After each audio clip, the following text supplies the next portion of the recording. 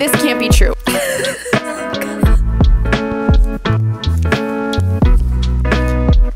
I am soaring and flying!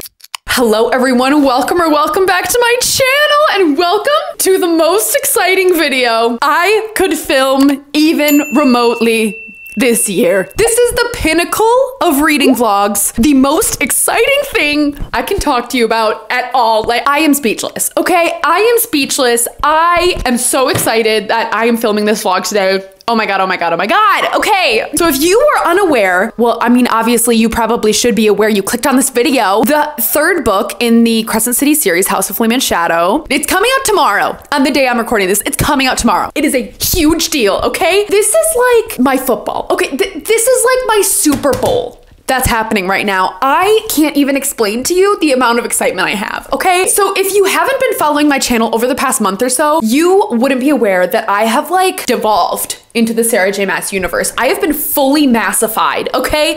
I am a Sarah J. Maas stan. I don't know what's happened to me, but like something changed within me, something is not the same. And I have proceeded to read House of Earth and Blood, House of Sky and Breath, and A Court of Silver Flames over the past like 2 weeks. Literally something changed inside me and like it's all I freaking care about right now. It's all I can think about. It's all I want to do. I don't care about doing anything else in my life, not even eating, sleeping, nothing. All I want to do is read Sarah J. Maas, okay? The date that you're watching this, today is January 29th. The book comes out tomorrow, okay? If you've watched my other vlogs, like my vlogs have been spaced out, right? Well, you need to remember that I am reading all of these books literally within a 2-week timeline. So there has been a little bit of overlap. So currently as we speak, I am still reading House of Sky and Breath, but that is not stopping me at all from going to get House of Flame and Shadow tomorrow. And I wanted to have this vlog in a chronological timeline, okay? So I wanted to start the vlog today. I want to go and show you me picking up the book tomorrow on release day, and then I'm gonna be vlogging my entire experience reading the book, and I'm so freaking excited! I can't even believe it. I can't even believe it. Tomorrow, like I said, is release day, and I'm gonna take you along with me on release day. I want you to know I do work tomorrow. Okay, I do work tomorrow. The fit's gonna be super cute, gonna be in some scrubs, like it's gonna be great. My plan is to go to Barnes & Noble over my lunch break. I have a Barnes & Noble close to my work, which is amazing. So I'm gonna pick up the book then, and then I'm gonna start it literally the second I finish House of Sky and Breath. Like, I'm not even gonna take one breath. I will put down Sky and Breath, pick up House of Flame and Shadow. So that is my plan. I am so excited. I will check in with you guys tomorrow morning. Are you ready? I'm so excited, I'm so excited, I'm so excited! See you all bright and early, babes. Peace out, Girl Scout, bye! Oh, I forgot to say, if you are interested in watching the other Sarah J. Maas vlogs I have a playlist linked down below. I've done like a ton of Sarah J. Maas vlogs at this point, and just go watch them if you're interested, okay? Hope you guys enjoy it, bye! Good morning, it's release day, it's release day. I'm so excited. Also, I literally just woke up, so like, I'm so excited for today. I don't know how I'm gonna work today. This is gonna be torture. I'm fine, it's gonna be okay, but like, I need my day to go as fast as humanly possible so I can just get home and finish my book and then go on to House of Flame and Shadow. I need to tell you what happened last night. So my friend Cami from Burrows and Books, I'm gonna leave her link down below, and all of my friends, we were on FaceTime last night because Cami went to the midnight premiere, or the midnight release in New York City. She saw Sarah Janet in person. Cami was FaceTiming us while we were at the release, and so we like got to see, like, she gave this little speech or whatever. It was like it was tearful. I tried to screen record it, but like my sound didn't work. I don't know how phones work, but I died. I'm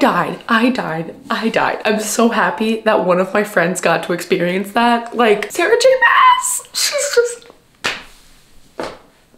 she's incredible. I'm just like so happy to be living at this time. Like, I can't even like form words. So that was literally amazing. And then I couldn't sleep at all. Like, I couldn't sleep at all. I woke up multiple times throughout the night, and now I'm here. I have to leave for work in like 2 minutes, but I wanted to show you my fit for release today. So we have scrubs are from Figs. I'm wearing my favorite scrubs because Sarah Janet only deserves the best. So, okay, here's how today's gonna go.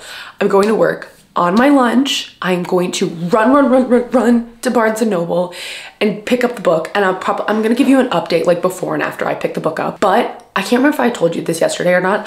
I'm not gonna look inside. I am not looking inside because I have a feeling that there's gonna be a map in there that's probably gonna spoil something for me. So I'm not gonna look inside. I'm just gonna find the book that looks the best at Barnes & Noble, and then I'm going to leave. That's my plan. This is the most exciting day in my bookish life I think I've ever had. I'm so excited. Like, it's feeling like I went to the midnight release for the 7th Harry Potter, and it just feels like all those same vibes. It's just so exciting. It's so exciting. I'm like gonna cry.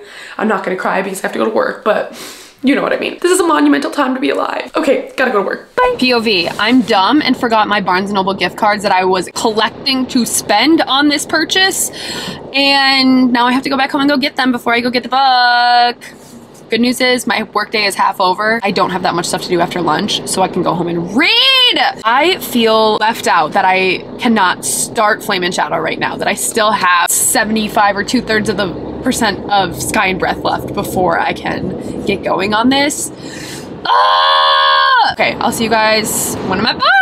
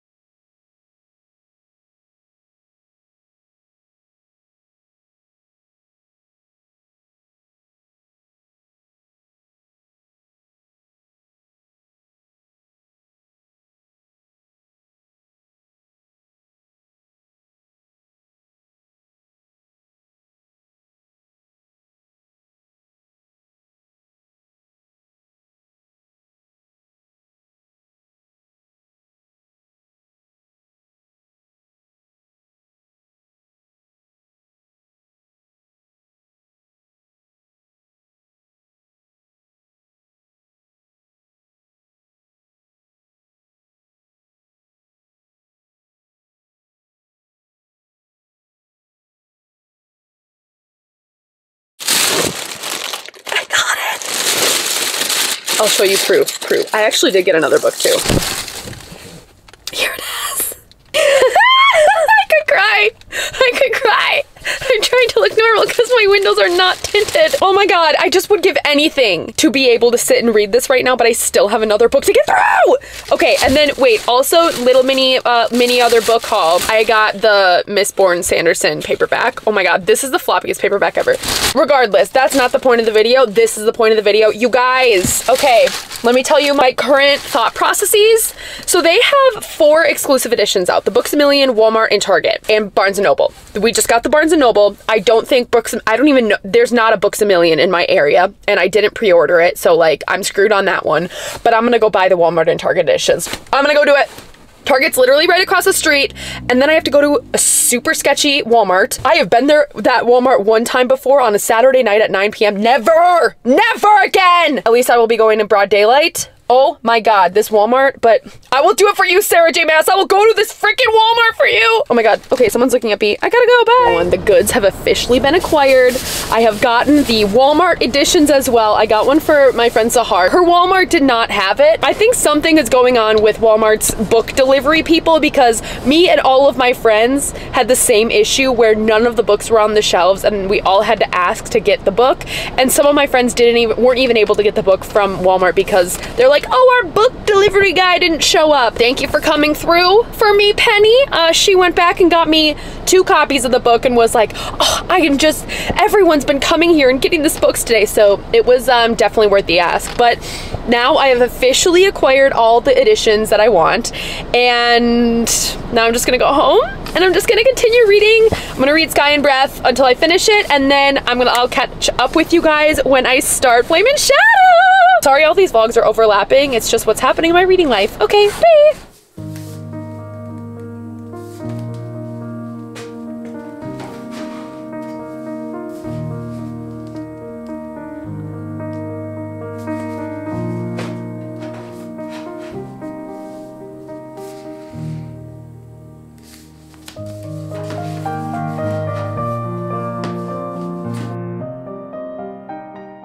Hello everyone, welcome me back to the vlog, and I have been through a life altercating moment in my life after finishing House of Sky and Breath, okay? First of all, big changes in my world. I got a haircut, I got bangs, okay? That's new. But that's not even the biggest change that I've had in my life.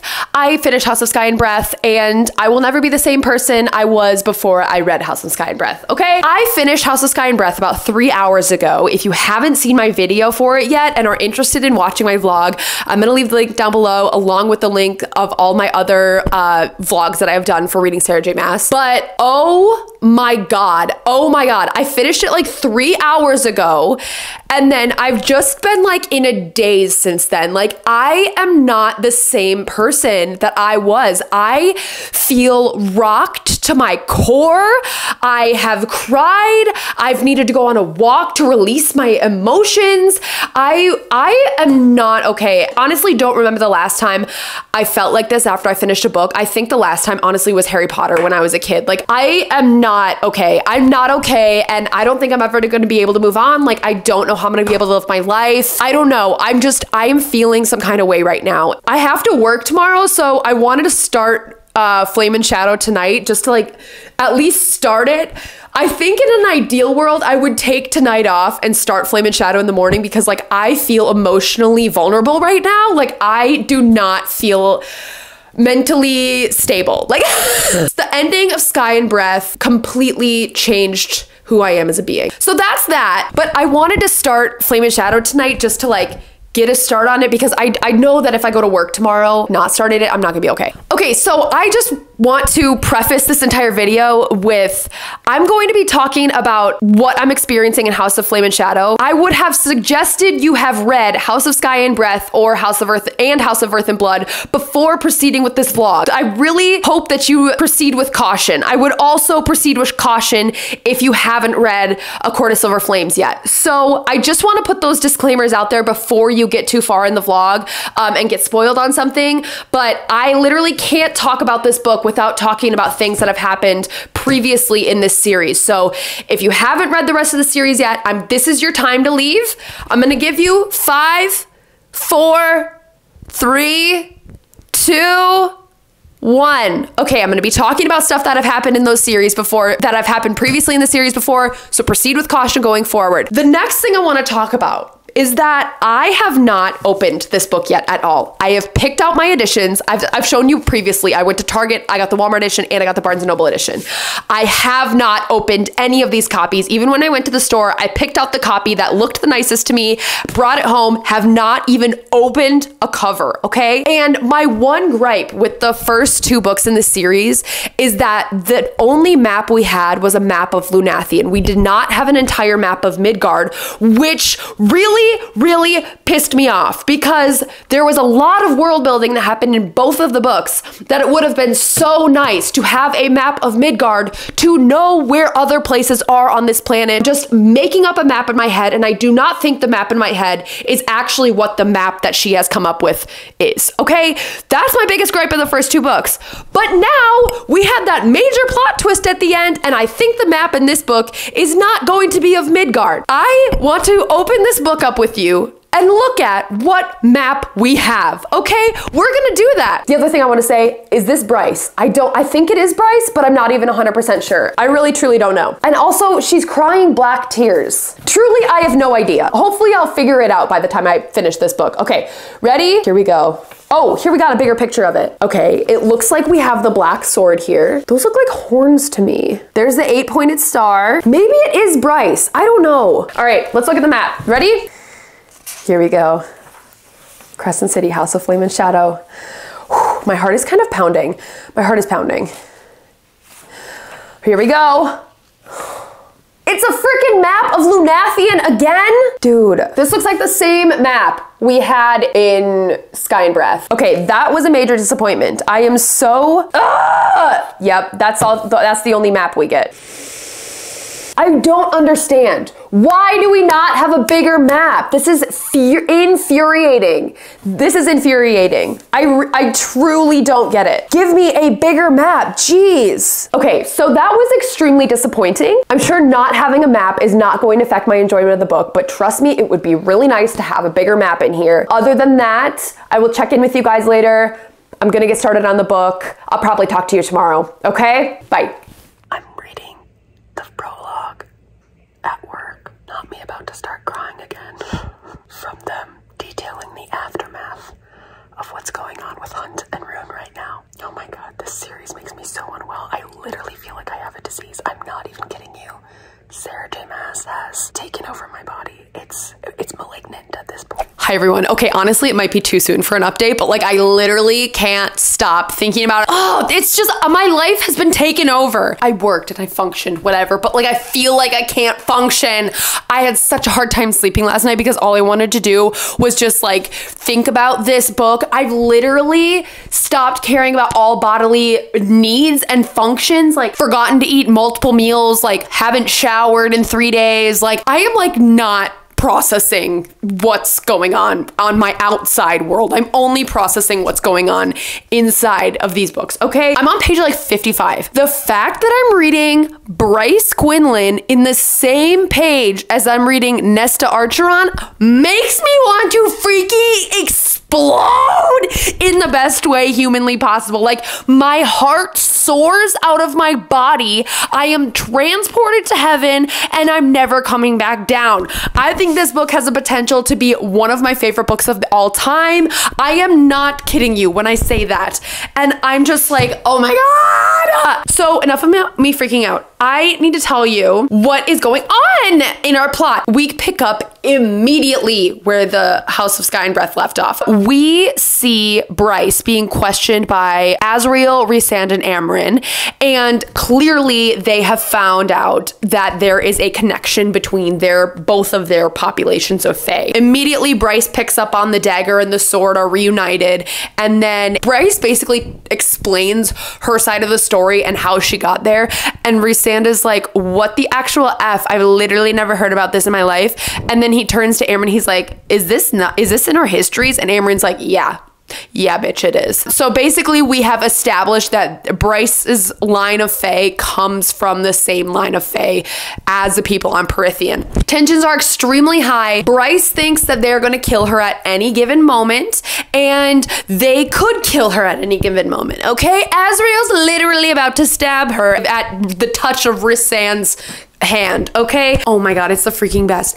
And I am so glad, oh my God, I'm so glad that I read Silver Flames before reading this book. They already started talking about Nesta being in warrior's clothing and talking about Nesta almost in relation to Cassian and whatnot. So very, very glad that I've read Silver Flames to have the backstory on all of that. That was absolutely necessary. Like I said before, I do think it could be necessary to read for Sky and Breath. I don't think it's absolutely 100% necessary to read before Sky and Breath, but I think you should for sure read it before Flame and Shadow. And then, oh, we did get a little update from Tharian, Flynn, and Declan.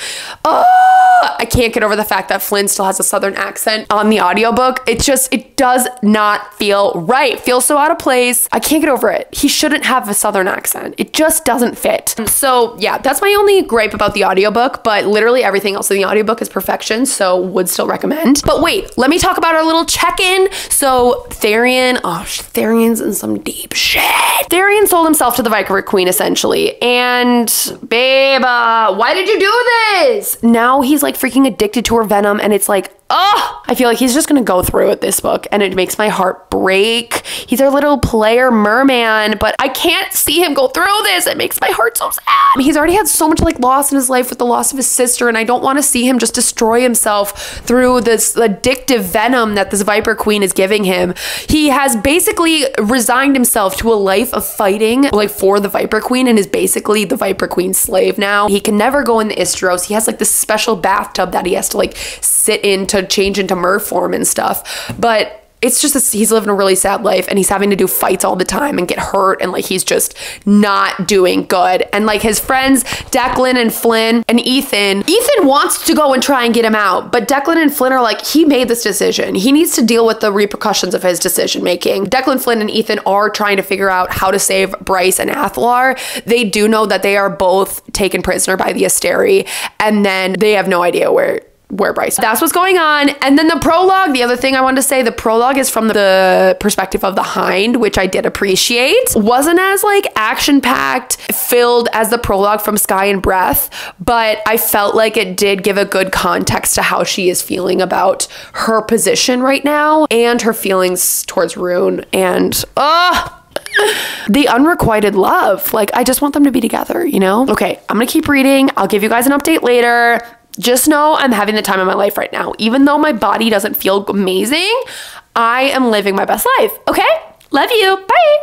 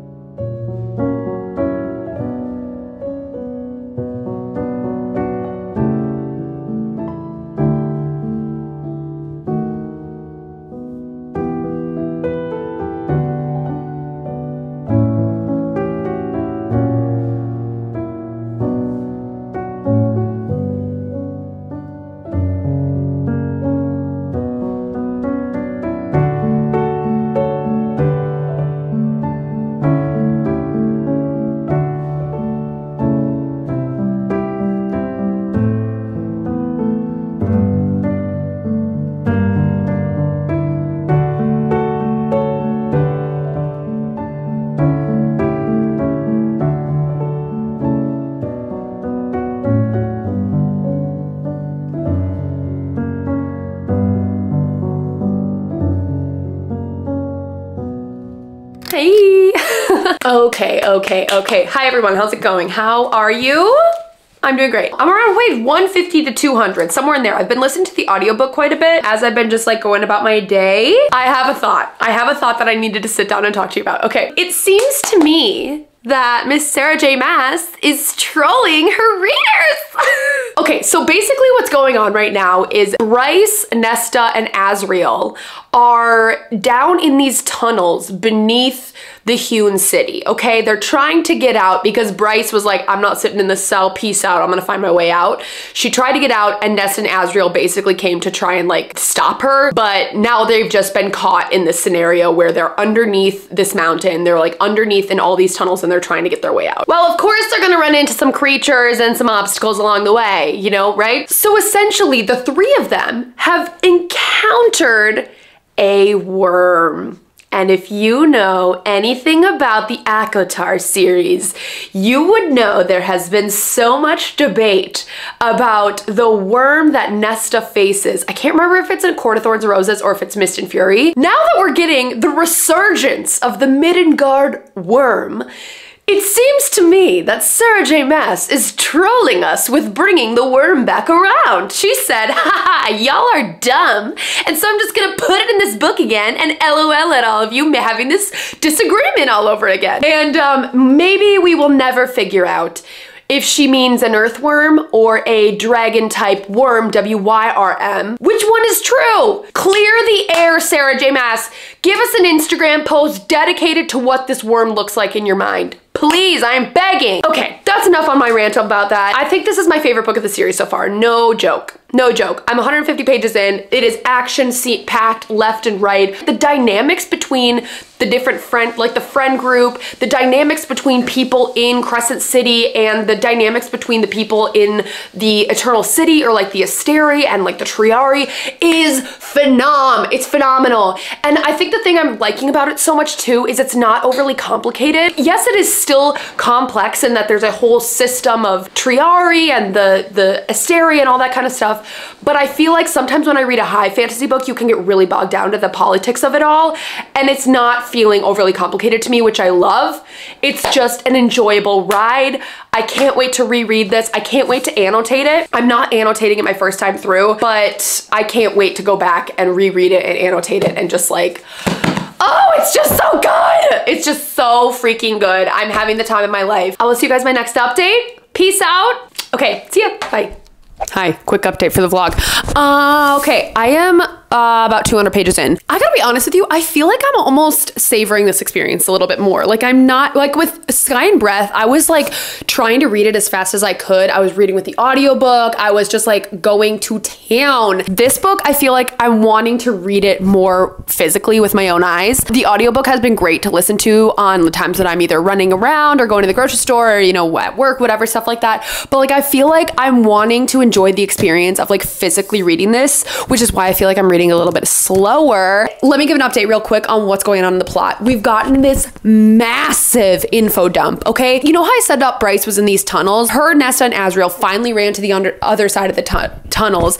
And while they were running to the other side, they had like all of these like images and like all of these carvings on the wall that were seeming to tell this story of oppression and war and genocide and all this kind of stuff. And they weren't really sure what this story was telling, but they finally got to this end of the tunnel. And at the end of the tunnel, there was a mural of an 8-pointed star, the same type of star that was imprinted on Bryce's chest. So Bryce went up to it and just like put her hand on it and like opened a portal. And all of a sudden they traveled to the prison where Nesta's had picked up the harp in the in A Court of Silver Flames. Bryce was able to get through the wards that Nesta had originally encountered when she had taken the harp. And once she had stepped foot onto an 8-pointed star in the middle of the room, there was a holograph that essentially came up of Princess Selene, who was the daughter of Queen Thea. And Princess Selene is now telling the entire story of how the Fae were taken over by these people called the Daglin, which is they are the same equivalent to the Asteri, just on Perithian. She's telling the story of how the Daglin had originally tried to enslave their people and oppress the Fae and whatnot. And Queen Thea had been enticed by the Daglin to want to conquer and search out new worlds. And the Dread Trove was originally this compilation of artifacts that had allowed the Daglin and the original Fae, like Queen Thea, to be able to transport worlds. So that's how they ended up getting to Midgard. And then you could figure out the story from there. Like they were taken to Midgard. The Asteri on Midgard had already recruited Fae, the shapeshifters from other worlds, and they were trying to cultivate this land where they had complete oppression over the Fae and were able to take their magic for the Asteri's own. Exactly what ended up happening on Midgard with Bryce and what we've already uncovered in the last book. So we're just getting this huge info dump right now, and it's explaining a lot. It's explaining a lot. I was honestly shocked that this is happening in the first 200 pages of the book. Like I feel like this is something that I would have thought would have happened towards the end, but now I'm just curious what's going to happen in the rest of the book. Like it's really, really making me interested. I feel like Sarah J. Maas is doing a great job of explaining all of this and explaining what she's trying to convey with this series and with the world, like with the history of these worlds and stuff. But it's been like chapters long of an info dump of what's been going on and what was the history of this world and Queen Thea and Peleus and like all that kind of stuff, and how the harp and the horn got separated. And we found out that the horn is originally part of the Dread Trove, which I kind of had assumed in just the beginnings of this book, because I had remembered the Dread Trove in Silver Flames. They had talked about this other lost artifact, and it's the horn. Of course it is. Bryce is now like being called to like, and she is experiencing kind of some similar things that her and Nesta have experienced. And can I just say, aside from all the fantasy world building, that's all been incredible. I think Nesta and Bryce are going to be best friends. Like they are destined to be besties, and I need it. I need it. I need them to have a friendship. I need them to have a friendship. Oh my God. Also, Therian has pissed me the F off. Ethan is trying to stand up and get Therian out of this so they can go save Hunt and Baxian and Rune. And oh my God, that's another storyline that I have thoughts about. Dude, so many storylines going on, which is making the book unputdownable. I'm gonna go read for the rest of the afternoon. I'm gonna give you an update later on all that stuff. But I feel like the biggest development we've had is the explanation of what's like the entire backstory of how we got to this point. I will be back. I'm gonna go to a coffee shop, drink my little coffee, read my book. It's gonna be the best Sunday ever. Bye. First off, I want to say, you guys, this book is action-packed. It's action-packed. Honestly, I can't remember the last time I checked in with you. I don't remember what I said, but I want to tell you what I read yesterday, because yesterday, whoo, we're going on a ride. We are going on a ride in this book. Okay, so I am on page I'm around page 250 right now. I am really taking my time with this book, to be honest with you. Like, I've been reading it every single day, but I'm only on like page 250 right now. I'm just like, I just kind of don't want the reading experience to end. And I feel like I'm like putting it off because I don't want to be done with it all. Do you know what I mean? I think I'm subconsciously doing this, but let me tell you what I read yesterday. Unbelievable. I just hit part 2, okay? I just hit part 2. So there's been two like 3 storylines we've been following. And I want to talk about the one with Bryce and Hunt, and then the one with Ethan. That one was a shocker. Sorry, not Bryce and Hunt. Bryce on Prithian. Okay, Bryce. They're going in these tunnels.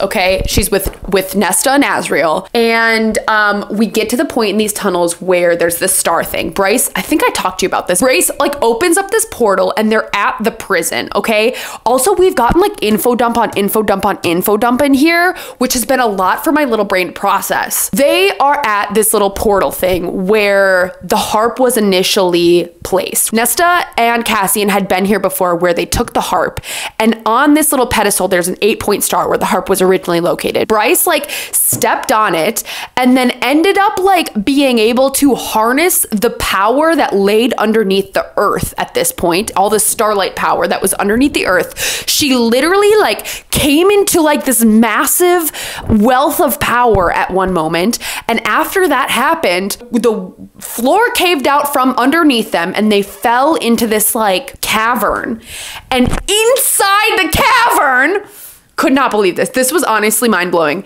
Inside the cavern was a sleeping Asteri named like Vesperus or something like that. They had woken Vesperus up from her slumber, and then there was a lot of going back and forth between Nesta, Azriel, and Bryce as to whether or not they should let this Asteri out. It came to a point where I almost had a decision to make of who I liked better, Bryce versus Nesta. Guys, Nesta every time. I'm not even kidding you. There were some decisions that Bryce was making, like letting the Asteri out and like trying to like give the Asteri some power. And I was like, Bryce, you're dumb, girl. Why are you doing this?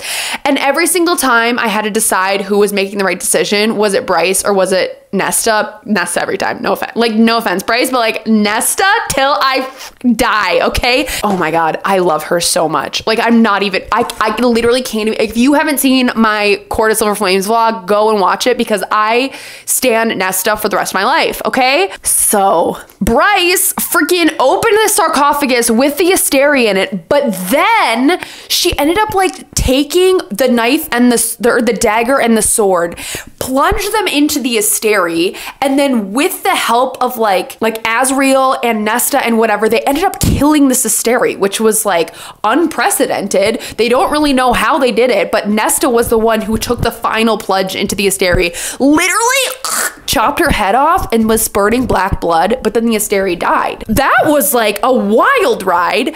And then this Asteri's sarcophagus or coffin or whatever this thing was sleeping in, it was made of crystal. So Bryce, now with all this new harnessed power, was able to open a portal from this crystal sarcophagus, and she's going back to Midgard, and she went back to Midgard. Like, what? Now I'm kind of sad because like I hope the storyline doesn't deviate from Nesta and like everyone on Prithian. I want to keep going and understand what's going on with them too, because like now we just have so many different viewpoints we're coming from. So that's where I'm at. Basically, Bryce landed back in Midgard. She landed in the office of the Autumn King, and the Autumn King is like, how did you get here? Now he's questioning her, and he's actually becoming a bigger player into this. Like, Bryce basically told him that the Asteri are like parasites, and they're using them and like using their magic and stuff like that. And now the Autumn King is almost considering his position of where he stands with the Asteri. So that has been extremely intriguing, extremely interesting, and it's just like unputdownable kind of like plot line right now. So that's plot line 1. That was wild. That was crazy. That was unbelievable. I'm just really sad that she's not on Prithian anymore. Like, I want her to go back because I want to like be with Nesta again.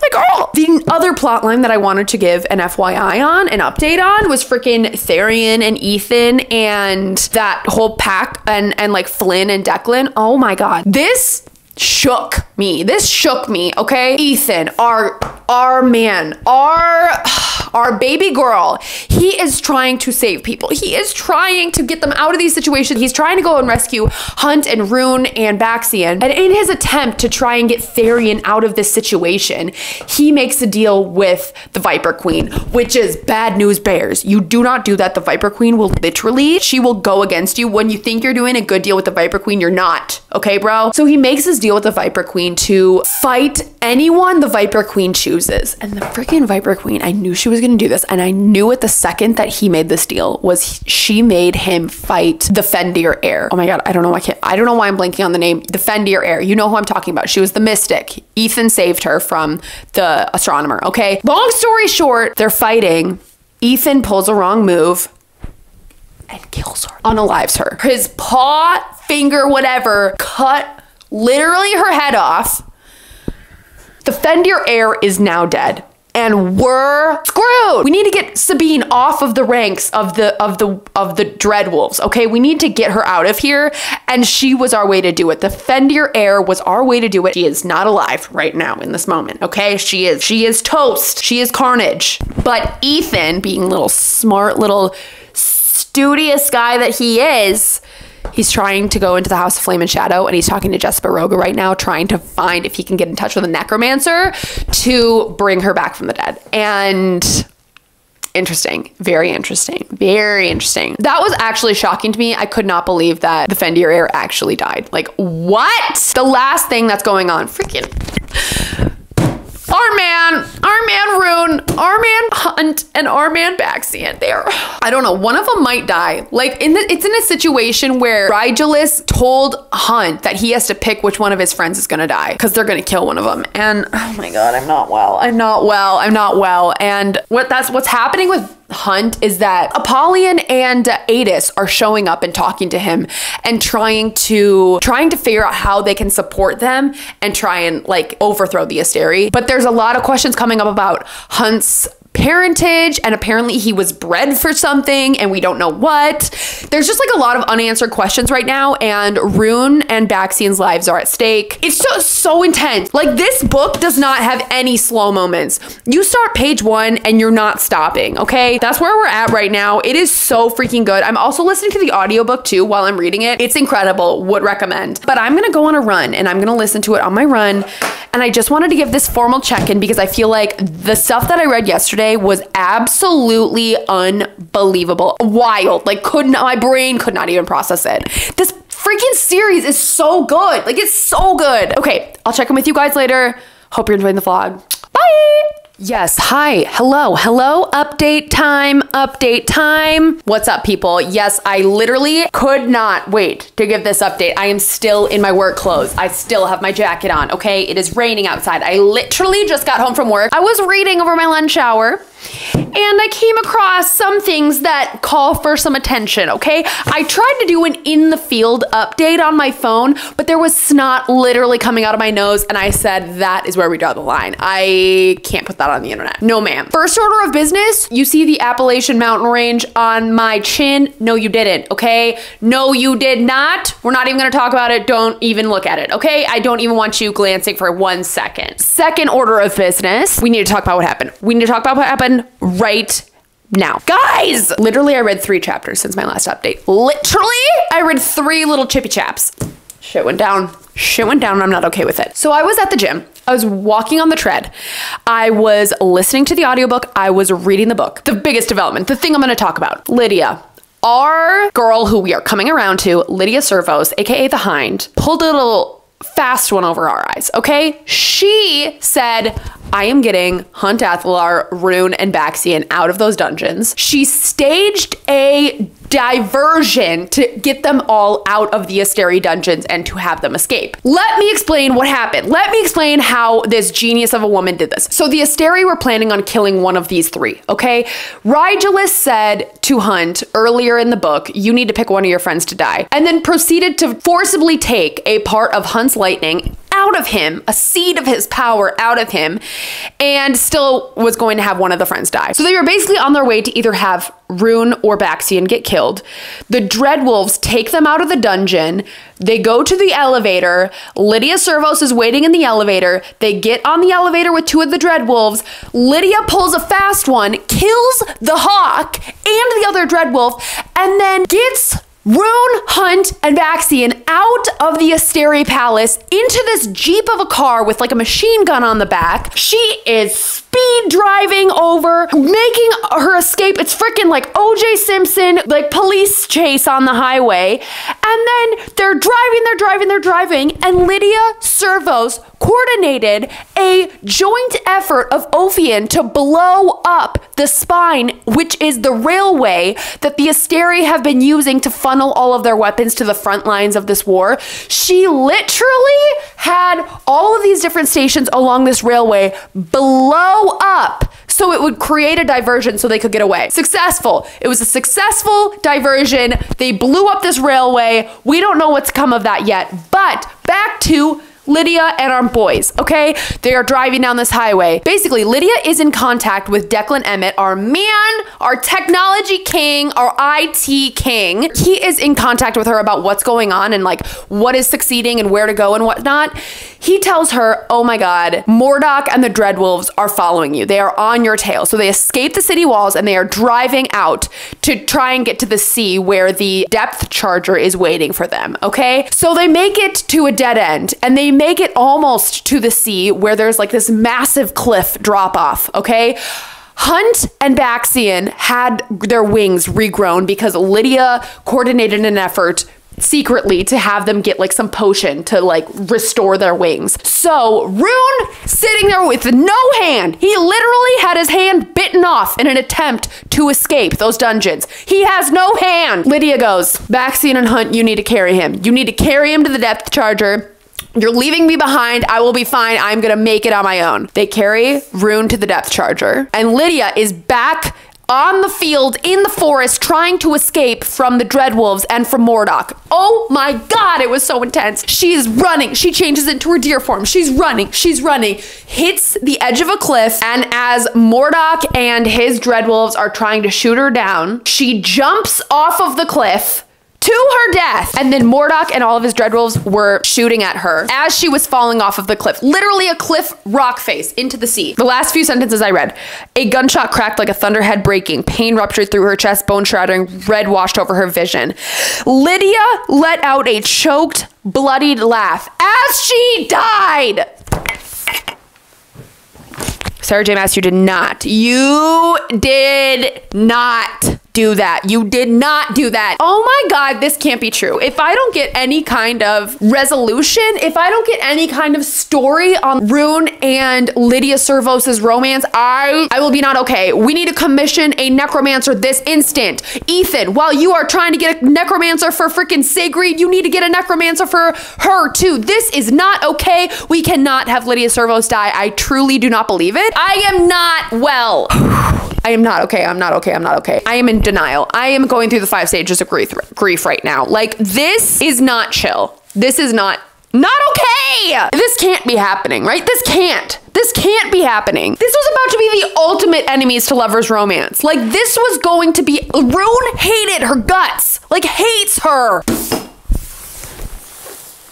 What do I do? I should probably just keep reading and maybe I'll figure it out at that point. Okay, that was the update. I just wanted to express my feelings because I have no other way of expressing them at this current moment other than talking to this vlog. No one understands. And I'm sitting there freaking on my treadmill at my gym, going through these emotions all by myself in my own head. No one understands. I just have people walking on the sides of me, running to their whatever music, and they have no idea what I'm going through. I will see you guys in my next update. Send your love and prayers, okay? Send your love and prayers. I'm not chill. Bye. I'm here to give a very, very quick update, literally like 2 minutes, okay? Literally read one more freaking chapter. Lydia Servos is quickly becoming my favorite character. Despite all of the bad that she has done in the previous books, she is now my favorite character. Her and Rune, okay? She's not quite as high as Rune, but they're almost tied at this point, okay? Lydia didn't die. She got saved by the death what is it called? The depth charger? Yes. She got saved by Tharian and they were able to revive her body. She is under a lot of medical conditions right now. I don't know. Somehow, against all medical odds, she lived. Did they have to defibrillate her heart multiple times? Yes, with lightning. And somehow they mended her body back together and she's just able to get up and walk the next day. We're just ignoring all of the medical things here, okay? They don't apply when you are Vanir. She's okay. She's okay. She woke up on the depth charger and Rune, like she turned to Rune and Rune was like sitting there with her or whatever. And she goes, where are we? And he tells her where they are. And she leaps out of her hospital bed, ripping IVs off, ripping everything off, ripping all the monitors off, running. Guess where she's running to? Guess, oh my God, my heart exploded. Oh, I could cry thinking about it. She was running to a classroom because she's a mother and she gave up her twins. She had 2 babies. She had 2 twins and she gave them up for adoption. I almost died right there. I almost exploded. Oh my God, my heart absolutely broke. My heart broke. And I think we're going to find out a lot more about that as to like why she gave them up for adoption. We don't know who the father is. Is it Pollux? Not sure. She had 2 twin boys. They were 9 years old and she's never met them before, or they were in year 9 in school. So I don't know if they're high schoolers or what, but like she's never met them before. And oh my God, my heart just absolutely broke. Like my heart sunk to my stomach. I just love her so much. Okay, gotta go. I have therapy appointment in 3 minutes. Just wanted to give this update. See you in the next one. Bye. Yo, update. I think I'm only a few more chapters than I was this morning. Lydia freaking Servos. Quickly rising up. I think I like her more than Bryce. I think it goes Nesta and then Lydia. If we are going on the trajectory we're going, I'm obsessed with how Sarah J. Maas brought in this aspect of motherhood. That is something we have never gotten in a Sarah J. Maas book that I have read thus far. And it's calling me back to like a generational family saga. I love stories about families. And for her to bring in this aspect of parenting and motherhood. Like I'm not a parent at all, but like I just really appreciate the dynamic of a parent and of a family. And I just like, it's speaking to me. It's speaking to me. This feels like something totally new that she's adding to the series right now. I love it. I really love it. Okay, other thing real quick. We are now headed to Avalon. We've had some tea. The Ocean Queen came and like met our main characters and basically like chewed out Tharian for being a piece of shit. Bryce ended up getting back to where Hunt was. She like escaped from the Autumn King's shackles and now she is back with the group. And they are headed to Avalon to try and uncover the secrets that like the Avalon's libraries hold and stuff like that of the Fae and how the sword and dagger actually work together and all that kind of stuff. So that's where the plot's at. But I am just in love with this new storyline aspect of Lydia Servos. Like I'm so happy. I'm so pleased. I feel like it's something new and fresh and I'm in love with this book. It's literally been action-packed nonstop. I am loving it. I really hope the ending is going to be pretty, you know, just like this explosive thing, almost like the second one was too. So I'm almost on page 400. I will check in with you guys later. Bye.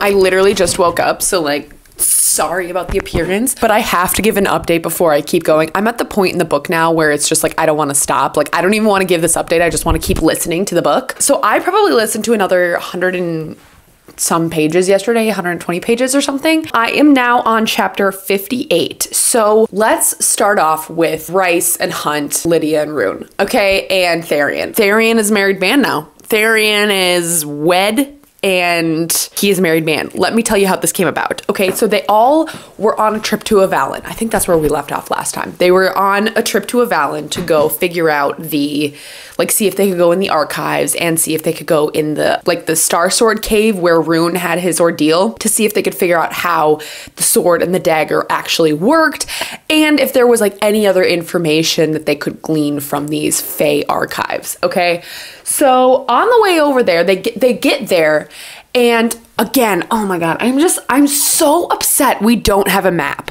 I do not understand the decision. Who made the decision to make this a massive immersive world and give us no context to where these things are in relation to each other? It is bugging me so much. I do not understand. We are barely in Lunathian in this book, and why do we have a map of Lunathian and not of the world? Regardless, I have a made up map in my head. So they had to sail to Avalon, which is like this island that is shrouded by mist, okay?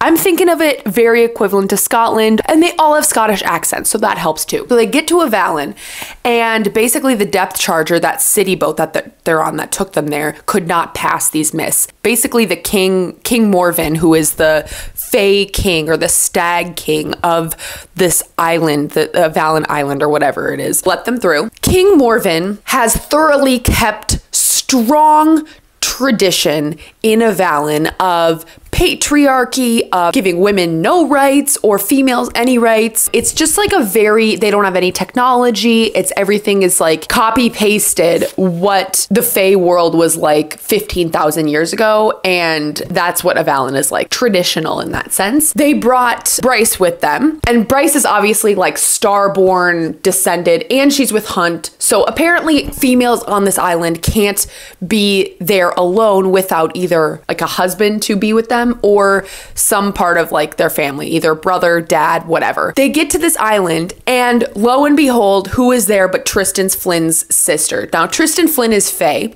and his sister had to escape Lunathian because like shit's going down there and she was not safe there, and they're like, people are hunting her family. So she escaped to Avalon, and basically the Stag King pulls out Tristan Flynn's sister and is like, I'm using her as blackmail to you guys or whatever. So in order to be able to get her away from the Stag King, someone had to marry her, because he was not going to let him go with Tristan Flynn because the Stag King does not like Tristan Flynn. So Tharian goes, I'll marry her. I don't really mind this for Tharian's story. He's really been through some tough times in this book already, and I'm kind of hopeful that it's going to be like a forced proximity situation. Who knows? Maybe they end up really liking each other, but at the same time, that was ballsy. Now that we're on this island of Avalon, they have explored the archives and the caves. And we're finding out a lot of information that Avalon used to be multiple sets of islands that shriveled up. And now there's only one big island left, called Avalon. So there's a lot of mystery going on there. We're not really sure how those islands shriveled up. Was there some previous Fae strongholds on those islands? Because some of the Fae that are on, like Tristan Flynn and his sister, are reporting this magic doesn't feel right. It feels really weird and dark, and like it just doesn't sit well. So I don't know, something's going on that we haven't discovered yet. The other part to this whole thing that we've also discovered is that Bryce has gone into these Starborn caves or whatever, like the caves where Rune and his friends had their ordeal and where Rune originally got the Star Sword. Bryce makes it through the caves, okay? They had some trials and tribulations along the way. They make it through the caves, and the caves are an exact replica of the caves she went through earlier in the book on Perithian. These caves were presumably made by those ancient Fae, like Helena, who was the daughter of Peleus and Thea. And essentially Bryce was able to figure out that at the end of the caves, she could conjure the ability to talk with hell or demons, because the entire caves were made of black salt, aka black salt can summon a demon. So literally where I left off last night was Bryce and Hunt went to hell, and Adis meets them in hell and goes, welcome to hell. That is where we're at in terms of Bryce and Hunt and that crew. Dang. Also, Bryce is kind of annoying me. Okay, I do always love her personality where she's kind of like mouthy and like has really good comebacks and stuff. But her and Hunt are fighting right now for some reason, and I don't even understand the reason. Like, why are you fighting? This is dumb. You should be happy that you're together, right? I'm kind of annoyed at that. The other big storyline that's going on right now, Ethan Holstrom. Ethan Holstrom. Okay, you know how he killed the Fendir heir? Well, he tried to go to the House of Flame and Shadow and talk to Jessica and try and find a necromancer to revive her body. They summoned, what's her face? Hypaxia, who's a necromancer. Hypaxia got kicked out of her witch coven, by the way. She just did. They like staged a coup and kicked her out. So she's on the run. So Hypaxia tried to revive Sigrid's body. Didn't work. Didn't work. And now Sigrid is a reaper. Chat. The way that they described her being a reaper is akin to, did anyone watch The Last of Us and they saw the zombies in The Last of Us? That is immediately what came into my brain. The minute she like woke up and was revived, she had like these stitches in her neck from like getting ripped open. And all I heard, they said she turned her head and the stitches started ripping out. And all I heard was like they do in The Last of Us. Oh my God. Freaked me out, freaked me out. So that is in the thick of the storyline there. Also, Lunathian, the human realm, like the Asphodel Metals where all the humans live, just got blown up. Lots is happening. Lot is going on right now. And I feel like I've just talked for 10 minutes and I just kind of like stumped on you, but oh my God. Honestly, I was thinking about it last night and I'm trying to figure out which book I like the most because I've read them all in like quick succession. I don't know. If this book ends in a really climactic way, similar to the last book, I think the third book is the one that has the most potential for being my favorite so far because it's literally been action-packed, like non-stop action. There has not been a slow moment for once at all. I'm just gonna be listening to this when like doing whatever today. And yeah, I just wanted to give you this update. I will see you in the next one. Sorry, I'm a little less enthusiastic right now. I literally woke up 5 minutes ago. Okay, bye. Wow, I picked a terrible place to stop reading last night. I just went to the grocery store and I'm currently, well, not currently, but like I was listening to it in the grocery store. I left off last night. Literally the last sentence was welcome to hell. And then I was like, this is going to be a good thing to help me wake up in the morning so it motivates me to get up and read in the morning because I'm interested about what's going to happen. I literally listened to 5 minutes of the audiobook. I am in the grocery store once again. Yes, everything always happens in the grocery store. My freaking grocery store has seen some things, okay? Walk in the grocery store, picked up my coffee, and all of a sudden, Apollyon says to Hunt, welcome, son. Son. Excuse me? I froze, sitting there with my coffee bag in hand and my coffee filters in hand, just could not move. And then I had to pause the audiobook because I was like, I need to go home and update before I continue on because I feel like there's just going to be more big reveals and I don't want to miss it. Did not see that one coming. Did not see that one coming. I knew they were hiding Hunt's father's origin for a reason. Didn't think it was gonna be that. Didn't think that was gonna be it at all. I don't even know what I thought it was, but I didn't think it was gonna be that. Dude, I am shook. I'm gonna keep reading because now I'm at the point where I can't stop, you know? You know when like it's just shit's getting good and you can't think about anything else. Super Bowl, don't care. Honestly, don't give a flying F, okay? Hey, I look so red, so red. I just came back from the gym. Okay, I just want to put my hood up. I don't care if I don't even care what I look like, okay? Just went on a 45-minute uphill incline walk on a treadmill at the gym. There was someone who had literally just started House of Earth and Blood like 3 treadmills down from me and I wanted to talk to her so bad, but I didn't want to be weird, so I didn't. I was reading and listening.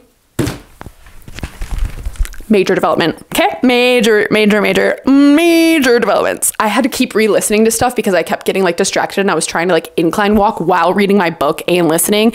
That's the way to do it, honestly. Okay, let me tell you what happened. First of all, got a huge explanation. Got a big info dump on Hunt, on Hell, on Apollyon, on that a whole kind of stuff, okay? Let's just start over here. So Thea, okay, our queen, Thea, she gave parts of her power to her daughters, right? And then those powers have been passed on. Like Helena's power was passed on and eventually Bryce inherited Helena's power. Now, when Bryce went to Perithian, or the home of the Fae, she took Thea's actual power. Like when the power raised out of the mountain, that was Thea's original power. So now she has 2 of the parts of Thea's power She's missing a third part, and they don't know where that third part of the power is, okay? But essentially, what all that means is that Bryce is the chosen one. Bryce, when she unites the sword and the dagger, she can kill an Asteri, and she can end this parasitic state that the Asteri have put Midgard in, okay? But Hel knew this all along. Hel was like, we know how to kill the Asteri. We know how to end this intergalactic war from the Asteri against good. And they did not think that the sword and the dagger would actually be able to reunite in order to kill the Asteri. So they had essentially created beings like Hunt to eventually power up this chosen one individual to be able to wield the power, okay? So, turns out Hel was creating beings all along called Thunderbirds, which is what we were trying to find. Sophie Renast was a Thunderbird. They were trying to create Thunderbirds, so eventually when this chosen one came around, they would have someone to be able to power up this individual. Asteri caught on to what Hel was doing and extinguished all of the Thunderbirds. That's why there were none. That's why Sophie Renast was killed. That's why they are so extinct, all that kind of stuff. So in light of that, Hel was like, we're gonna try and make an all-powerful being created from the princes of Hell, Apollyon and whatever his name is, Thanatos. This person is going to wield our power to be able to eventually link up with the chosen one, and they will be able to destroy the Asteri together. They were never actually destined to be mates, but it just so happened that they're mates, okay? But Bryce and Hunt have found each other now, and it was all through these nudgings of Adis and Apollyon that this has come to be, and that now they have like info dumped on all of us and explained to us what the goal of all of this is and how Hel is trying to defeat the Asteri. I hope all of that makes sense. It honestly is confusing to me a little bit still, but I think I understand the gist of it. Basically, Bryce is the chosen one who can kill the Asteri. Hunt was literally bred to help Bryce in case she couldn't get the sword and the dagger together. And it just so happens they happen to be mates, okay? And we do have a way to kill the Asteri. And also Hel is trying to kill the Asteri as well, okay? That's the gist of everything I just said. Bryce and Hunt, they went to Hel. They got all this this explanation. They have come back into their bodies on Midgard. Bad shit's going down, okay? We got Autumn King and we got King Morven, the king of the Fae, who are there and like prized to attack on Bryce and Hunt. So they literally do attack. And now we are in the midst of a fight. The kings of the Fae are just power hungry, toxic males who want all the power for themselves, even though they don't realize that like, hey, maybe it's not all for men all the time. Maybe let's use our brains a little bit and think that she has all this power. What if she's the one that's supposed to be the one that destroys the Asteri? Whatever. They're just like selfish, toxic men. They're trying to kill Bryce and Hunt. Okay, kind of Hunt, but mostly Bryce. They're literally in this battle. First of all, Bryce killed those two murder twins. I don't even remember. Seamus and Duncan. They are dead. She literally flayed the Autumn King's hand. Okay, that happened. King Morven knocked Bryce down. Bryce is down and out, like she got the wind taken out of her. The Autumn King is about to kill her. Literally about to kill her. Guess what happens next? Rune, our baby boy Rune, takes the Star Sword, jams it into his father. I read this at the gym. I could not contain myself. Oh my, I literally had to stop reading because I was like, if I keep reading, I'm going to scream. Like, I am going to let out an audible scream. The entire gym is going to hear me, hear my cries, hear my screams. I am so unwell. Can you even believe that? It's just the retribution we needed. It's everything we needed. I love Rune so much. And that's where I stopped. I'm literally mid-chapter right now. I couldn't go on after that happened because I just had way too much emotion in me and I was in a public place and I'm like, I can't be reading this in a public place right now. We're at the point of the book where I'm gonna be giving pagely updates, okay? I'm gonna be telling you what's going on page by page, word for word, chapter by chapter. I might as well read the book to you at this point. Oh my God, I'm so unwell. I'm literally so unwell. I need to drink this protein shake. Super Bowl is today. I literally don't care. I should probably just sit here and just keep updating you as I'm reading. I'm so unwell. I'm so unwell. And I'm just also really sad because I don't want this book to end. Do you know what I mean? I'm gonna go. I just had to give you the update. I'll see you in the next clip. Thank you for listening. Bye.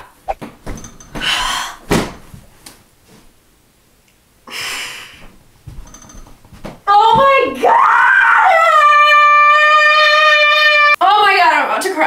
And Rune said, "The royal bloodline will end with me. I thought it was your bloodline," talking to his father. Let me quote it.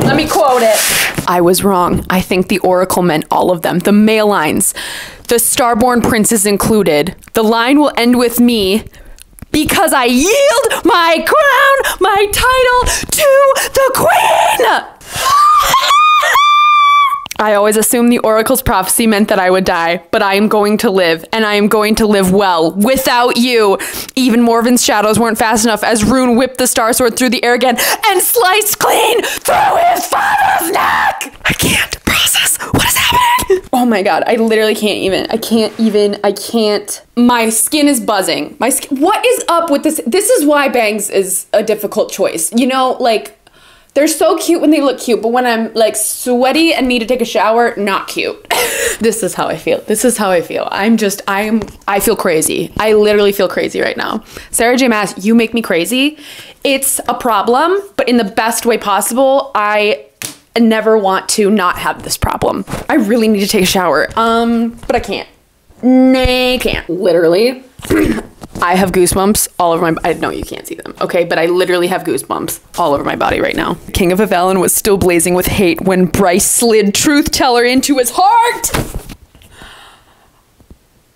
I'm having an out-of-body experience. I need to process. I have no words. Bryce Quinlan. This is the best book. I'm so obsessed with this book. I can't even put it into words. There is no words ever to ever explain my love for these characters and this book series. I am so unwell. So unwell. Ah! I don't know what I'm gonna do when this book ends. I really don't. I'm like, I don't want it to end. What am I gonna do? We're on part 3 now. I did shower, guys. I did. Okay, I need to give an update. Bryce killed both Fae Kings. Killed both of them. Then she took the dagger and the sword and shoved them into the slots in this little room of that, like, Helena had created. And then it was like the trope in the movies. You know the trope. You know what I'm talking about. When good overcomes evil and beautiful flowing meadows and sunshine and everything spreads across the land. Like, the rivers are flowing, the mountains are coming out of the nowhere, like everything happy is happening, and like it's literally like this wash of beautifulness over the land. That happened. And then the islands, the mystical islands that we have been confused about, rose up out of the ocean, and they are now sitting alongside of Alan. So, and also Bryce is officially queen of the Fae, queen of the Avalon and the Valbarn Fae. They killed both of the kings, and then they literally had Rune knelt to her, gave her the star sword. Everyone knelt to her. Like, they had this moment where Bryce came into her power and her royalty and her title. It was beautiful. It was symbolic. And now Declan got service back on his phone, and he reported the news to Bryce and everyone that the Asteri had bombed Asphodel Meadows. So that's where we are. It's getting real good. Okay, I just want to give the update. We have had kindness and love and beauty spread over the land. It's so beautiful. Okay, it's so good right now, though. It's so freaking good. Bye. Hi. Major plot development.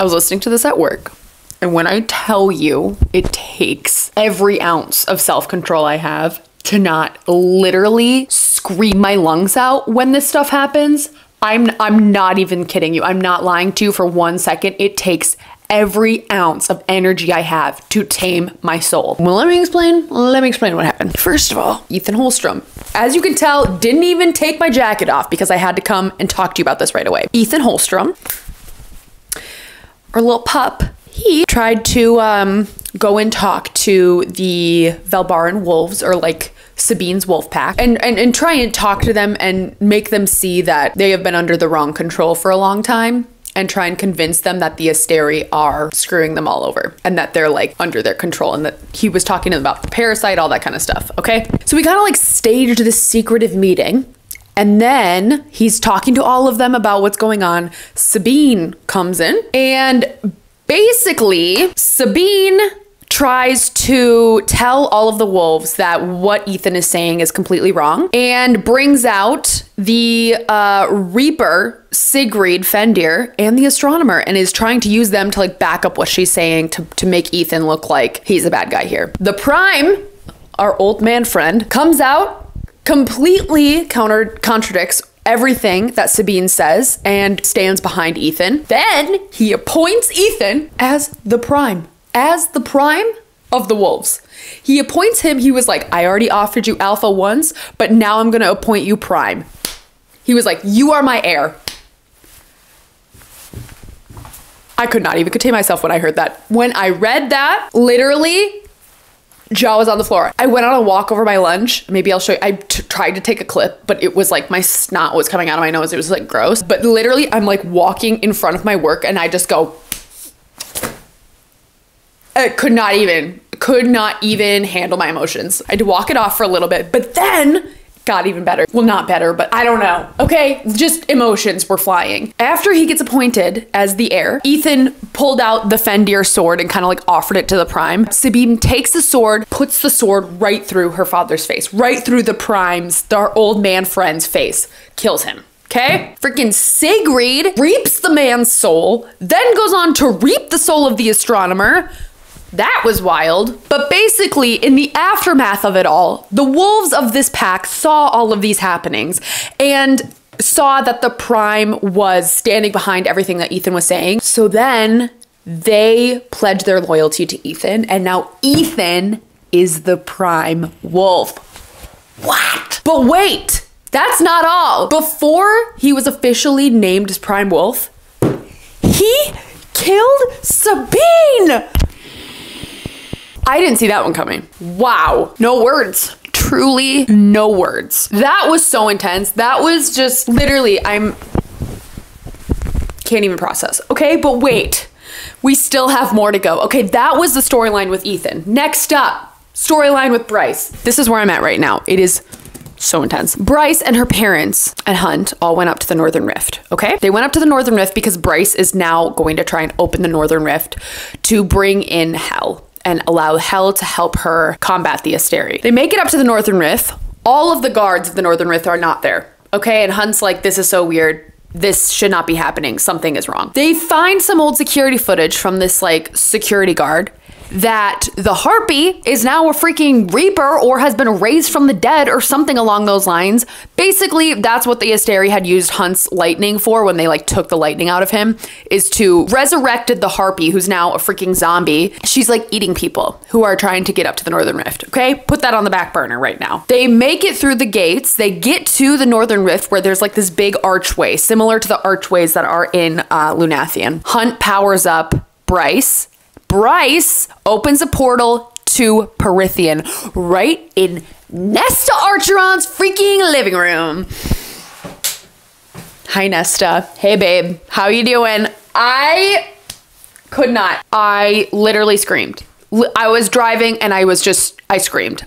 People probably looked at me in my car and they were like, shit crazy. Bryce never physically went to see Nesta. They were just like talking to each other through this portal. The whole gist of the conversation ended up being Bryce wanted the mask to try and help defeat the Asteri. Nesta was very reluctant to give over the mask, but Bryce was like, I will give you my parents as collateral to stay in your world until I defeat the Asteri and have them come back. Like, please know that I'm being earnest about my desires to return the mask to you and all this kind of stuff. So eventually Nesta gave her the mask, which we're not even sure if Bryce can wield the mask without dying. I'm pretty sure she can, because like, wasn't Thea the one who like forged all of that stuff? Or like that was all part of, you know, she with the horn, like, I don't know. I think she's gonna be fine, but like there is a risk that she could die when she wields the mask. So after she gets the mask from Nesta, Bryce shoves her parents through the portal thing, and now her parents are in Perithian. Now her parents are with Rhysand. Oh my god.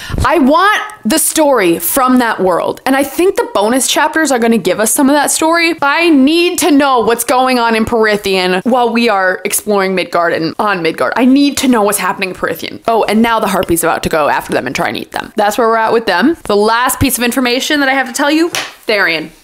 what is going on with him? He went down into the Blue Court to try and convince the River Queen to harbor the people in Lunathian while Bryce and Hunt and everyone is going to try and fight the Asteri to try and save people's lives, okay?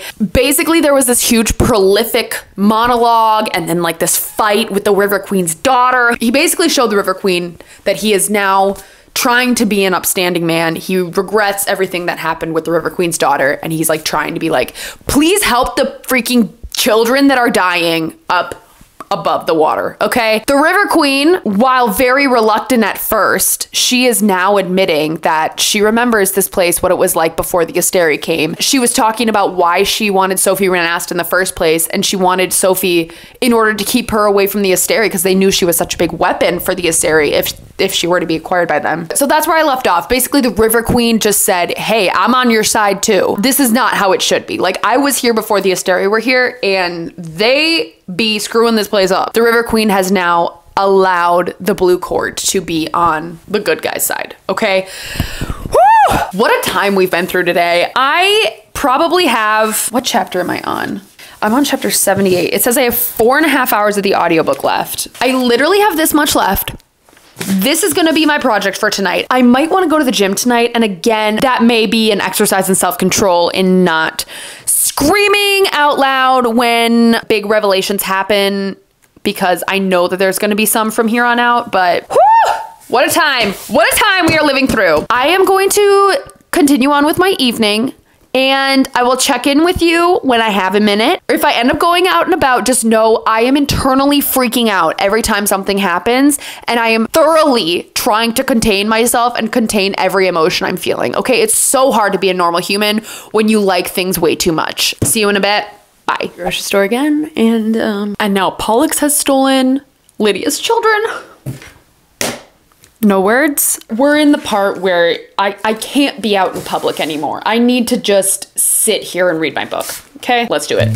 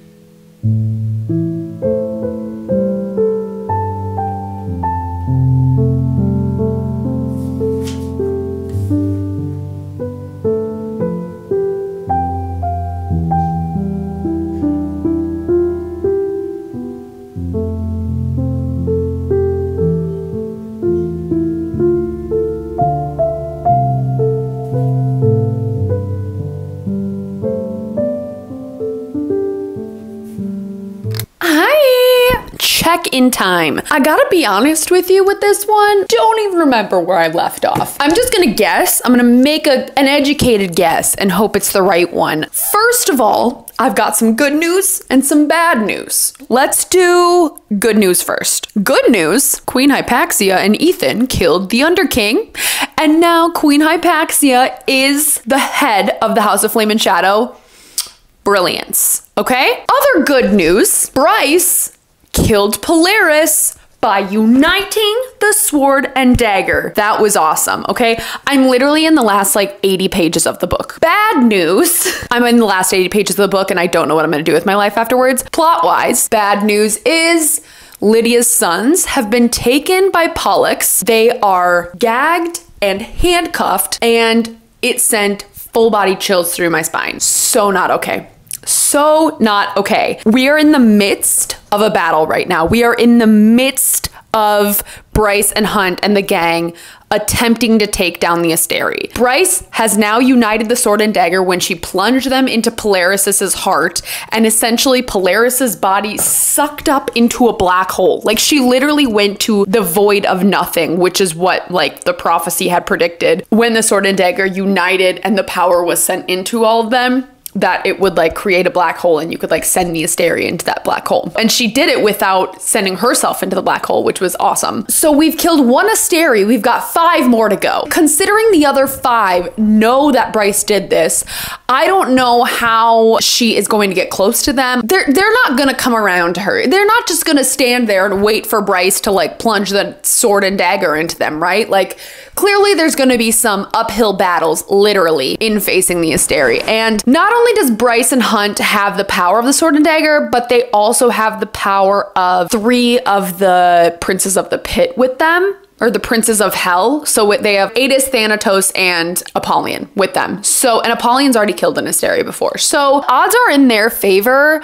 I'm just more stressed out right now about Lydia's sons, to be honest with you. I am so tied to that storyline with Lydia. Like, I think that's been my favorite storyline of the entire book. You can just see the motherly love that Lydia has for her sons, even though she's never actually raised them. Like, you just can feel her love for her children. And it just, it sends my soul soaring to the skies. That is my favorite storyline out of this entire book, for sure. There is no doubt about it. But right now, Pollux has taken her sons and he has them like trapped and is using them as bait to try and get to her. Oh, other thing that I forgot to tell you about. Queen Hypaxia came up for an antidote for giving Vanir back the power that the drop had taken away from them. So essentially, all of our friends have now taken this antidote and their power is surging beyond belief. Like, when Ethan took it, literally he's able to now, like, he has like elemental magic where he can create snow and ice and stuff like that. And that's how he helped kill the Underking. He like turned the Underking into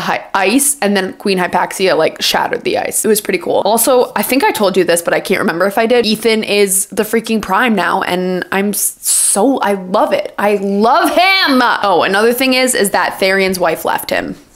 I was kind of sad about that. I was kind of hoping that Tharion was going to get a redemption arc with a little romance there, but I don't know if we're ever going to get that for him. The other thing that I've been thinking about as I've been reading the ending of this, I must admit to myself, I can't lie to you, I can't lie to myself, I think the second book's reveals were unbelievable. Like, when I was at this point in the second book, it was unputdownable. Like, I couldn't tear my eyes away.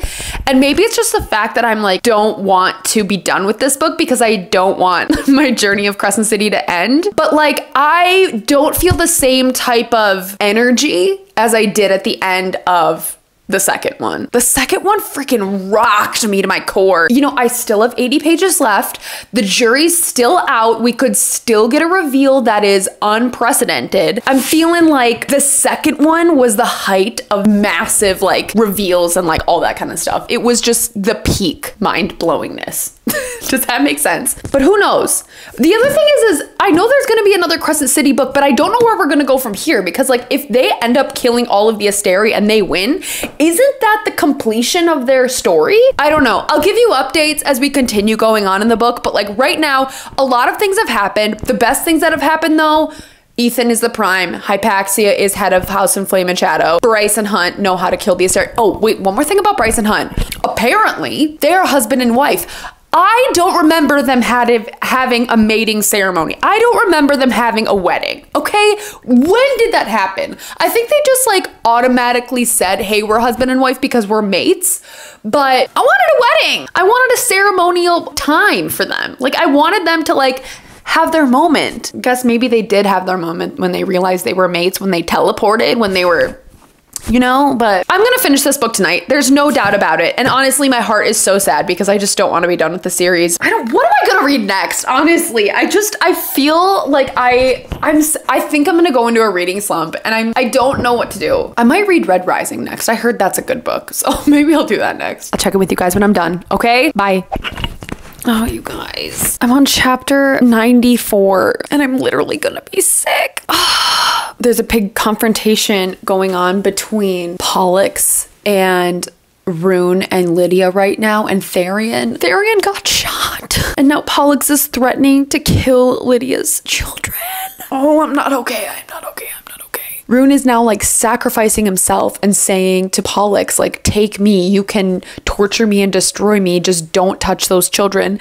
And like before he turns himself over to him, he says to Lydia through their mind, I love you, I fell in love with you in the depths of my soul, and it is my soul that will find yours again in the next life. Oh, I'm gonna start crying. That's so beautiful. Oh, Rune, damn it. God, these books just make me cry all the time. I can't even read it.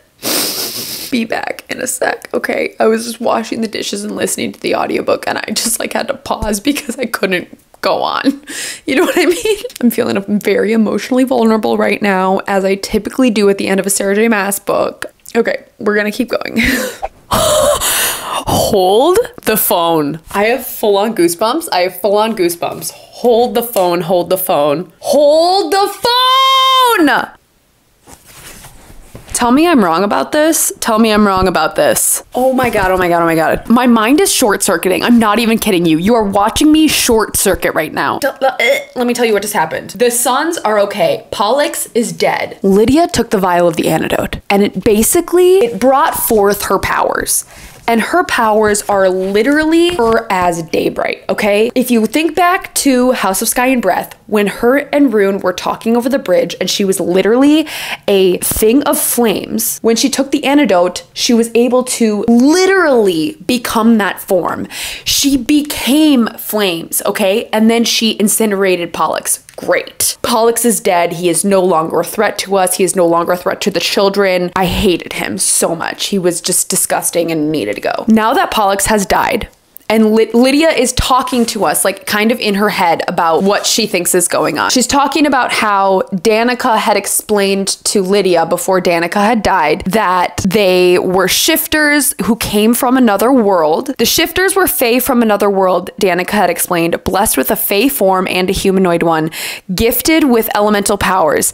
It confirmed what Lydia had long guessed, why she had named Brannon after the oldest legends from her family's bloodline of a fae king from another world, fire in his veins, who had created stags with the power of flame to be his sacred guards. Now, I have not read all of Throne of Glass yet, but I am thinking, isn't King Brannon in Throne of Glass? I mean, I literally haven't read Throne of Glass in over a year, and isn't that Selena Sardathian's like bloodline? My brain is exploding. Like, my brain is completely melted and exploded. What Lydia did to Pollux is what's happening to my brain. It has exploded and imploded. A bomb has gone off. A volcano has gone off in my brain. We're gonna just do this in real time because I don't want to text anyone. I don't want to get spoilers for anything. I'm just gonna go straight up look. Okay, I'm gonna go take my books and we're gonna look together. Oh my God, it's been too long since I've read these. Oh my God, I don't know how I'm gonna find this. I'm gonna quick do a little research, okay? I'm gonna do a little research. I will be right back. Bitch, I'm right. I am right. Yes, yep.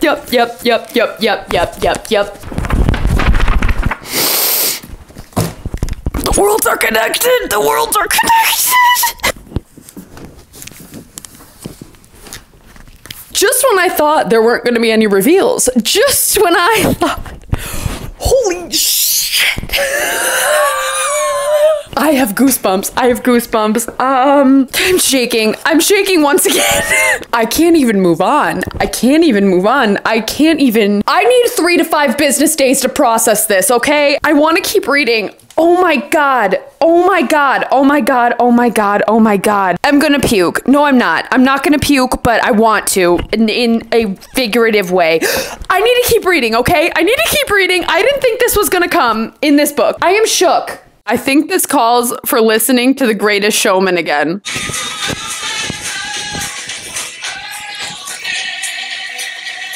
I'm gonna cry again, you guys. This is gonna be freaking House of Sky and Breath all over again. I am soaring and flying on the wings of love. I can't.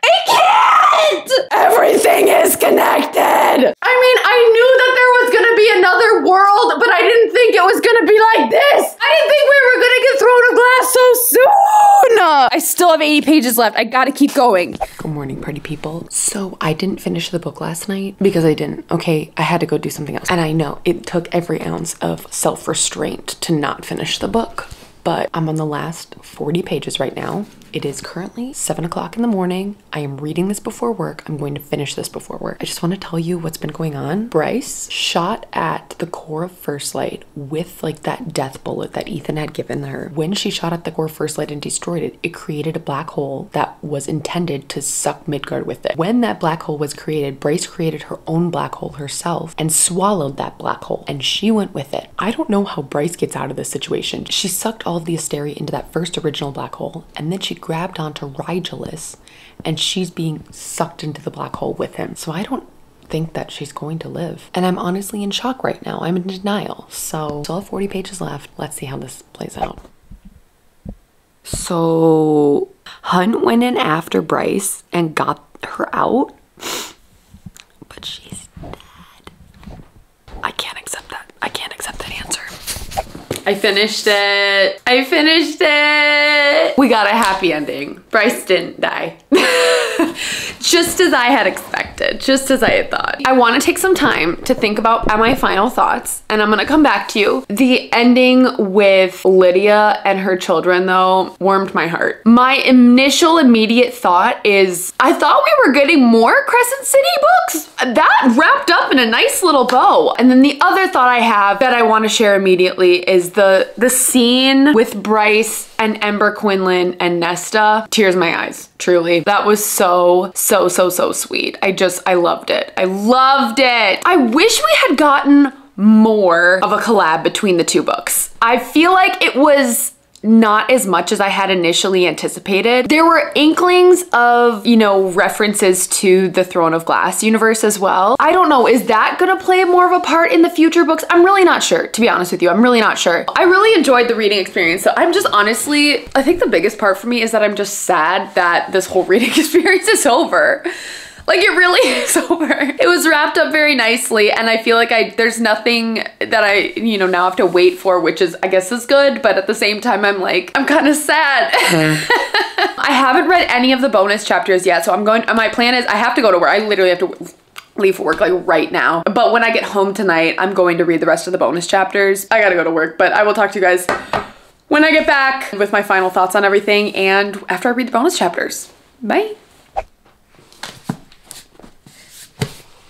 I just read the Target. This is the Target bonus chapter. Now that's a bonus chapter. This was the one with Rune and Lydia. I cried. I don't want to spoil it for people who don't have the Target version and haven't looked up the bonus chapters at all. But if you don't have the Target version and haven't looked up the bonus chapters, please go do that, because that just made me cry. The best way, like a heartwarming cry. That was so cute. That was everything I wanted. That was everything I wanted. I'm literally getting emotional. Would recommend the Target bonus chapter, okay? I still got the Walmart and Barnes & Noble ones, but I don't know how anything else is gonna top that, truly. Like, that one I think is for sure the best one. Hands down. I haven't even read the other ones, but that one's my favorite. It's the one with Rude and Lydia. Target version, okay? Go get it or go read it online. Oh my God. Okay, Walmart's bonus chapter was cute. It was with Bryce, Nesta, and Azriel. It was cute. It was cute. Still like Target's better. On to Barnes & Noble. Read the Barnes & Noble one. That one was definitely another holiday special. Target one's the best one. Well, I haven't read the Books A Million one, and I didn't get that one, but the Target one was for sure my favorite. Barnes & Noble one was more or less just like a cute little holiday special with Bryce and Hunt, which I still enjoyed. But let me tell you, as someone who's read previous bonus chapters before, Fourth Wing, Sarah J. Maas's bonus chapters, 10 out of 10. Okay, she knows how to write a bonus chapter. Props to Sarah J. Maas. But no, definitely the Target one was my favorite for sure. I am actually gonna give my final thoughts on everything tomorrow because I just had a stressful day today and I can't muster the strength to talk right now. So I'll talk to you guys in the next clip. Hi. It's been about a week since I finished House of Flame and Shadow, okay? And I feel like I have finally processed my thoughts enough to be able to give you a more accurate way of how I'm feeling about this book, okay? So, I'm about to be honest and true, Okay, we're gonna be real honest here about my thoughts. Initially, when I had read the book, had finished the series, I think I was on the biggest Sarah J. Maas high of my life after having read Silver Flames and Earth and Blood, and, you know, even enjoying Sky and Breath as much as I did, that I was so hopeful that this was gonna be the book of my dreams, okay? And I initially gave it 5 stars, and I think I'm gonna go back on that rating. If you saw me rate it 5 stars on Goodreads, no, you didn't. Okay. And I'm not downgrading my rating that much. I'm giving it a 4 star. But the reason I'm not giving it 5 stars is because to be honest with you, I feel let down. I feel disappointed. Okay. Was I engaged the entire time? Yes. Was I intrigued? Yes. Did I enjoy the writing? Yes. Did I enjoy being with our characters? Yes. Favorite plot line? Lydia's Servos's plot line. We're going to get to that in a minute. But this had the potential to be the ultimate crossover book. Like, for the people who waited 2 years to get this book, I just feel like I would have been so disappointed. I mean, even I felt disappointed in general. I just felt like the crossover aspect that we got was very short-lived. It was literally for the first quarter of the book and like a little bit of the last part of it. I was expecting this huge battle with all of our favorite characters coming into one. Like, I literally thought it was just going to be this explosion crossover, and it wasn't. And it felt like, to me, especially the ending felt like almost a repeat of Sky and Breath. And I just feel like I didn't get the crossover that I wanted to get. I mean, we didn't spend any time with like Feyre or Rhysand or, you know, literally anyone. She only explored the caves in Perithian. I just feel very let down by the crossover aspect of it. And to be honest, when I was thinking about it after I had finished the book, I'm like, I'm sure in the future, she is going to be writing other books that are still in this universe that maybe are they going to try and completely destroy the Asteri as a whole, like completely destroy the planet the Asteri live on. I don't know, like, is that going to be more of like a complete crossover type series where we're bringing in characters from ACOTAR, Throne of Glass, and Crescent City? I don't know. The other thing that I was disappointed about too was the ending. And I'm not saying I didn't like the ending. Okay, I think it was fine. It felt like there were high stakes moments, but the outcomes of the high stakes moments were just like not enough for me. Everything wrapped up in a bow really nicely. Everyone came out unscathed except Cormac. Like, the fact that out of all of the main characters we had, only Cormac was the one to die. And I'm not saying that I need my main characters to die to make it interesting, but I just feel like it ups the stakes. You know what I mean? Like, it just didn't feel like there was anything at stake. It just felt like all of the main characters in this book had the main character protection on them, you know, where like nothing's gonna happen to them. And I feel like we came close to something happening to them, or like, I just didn't feel like I had that emotional reaction where like, oh my gosh, something devastating is happening and it's just keeping you completely propelled throughout the book. I just didn't feel like that. And while like, you know, the death of the Autumn King, that was pretty pivotal, same with like the Avalon Fae and stuff like that, and then also the death of the Asteri, it was all like, that was all great and fine, but it was kind of like, oh, I could have probably seen that coming. You know, I didn't feel like anything really caught me out of left field, or I was super surprised by anything, you know, like I did with Sky and Breath. Oh my God, those reveals at the end were just unbelievable. I'm not upset. I'm just disappointed. Do you know what I mean? Do you know what I mean? Like, I'm still really happy I read the book. I still really enjoyed it. I'm definitely going to reread it at some point, but I just feel like for having all of that hype leading up to this big crossover book, it didn't feel like the crossover that I needed. Also, like the fact that we had like 2 lines regarding the callback to Throne of Glass Fae and Throne of Glass characters and whatnot, and we got nothing from that. I mean, for my sake, it was probably good because I haven't finished Throne of Glass yet, but like we got nothing from any Throne of Glass characters. All we know is like they are the other Fae who came to Midgard as well. I just feel like it didn't give me what I wanted, you know? I just feel disappointed. I feel disappointed in that sense. And I again, this is not to like, I mean, clearly, you know, I love Sarah J. Maas. I've literally had so many dedicated reading vlogs to this. Like, I love her so much. And I think I was trying to force myself to like the book more than I did when I initially finished it. And after having sat on it for a week, I just need to be true with my feelings in the sense that, yeah, I was disappointed. This was not the crossover that I had thought we were going to get. You know what I mean? And I don't know if anyone else feels that way. And to be honest with you, this is a pretty unbiased opinion from me. I feel like I haven't read a ton of reviews on people and stuff like that. I don't know. There's still part of me that is trying to not look at a lot of stuff because I haven't finished Throne of Glass and I'm really scared about getting spoiled. The other thing I was gonna say, I do want to just pay respects to the Lydia Servos storyline. That was by far my favorite storyline out throughout the whole thing. Her and Rune Dannon are everything. Like, that is like, oh,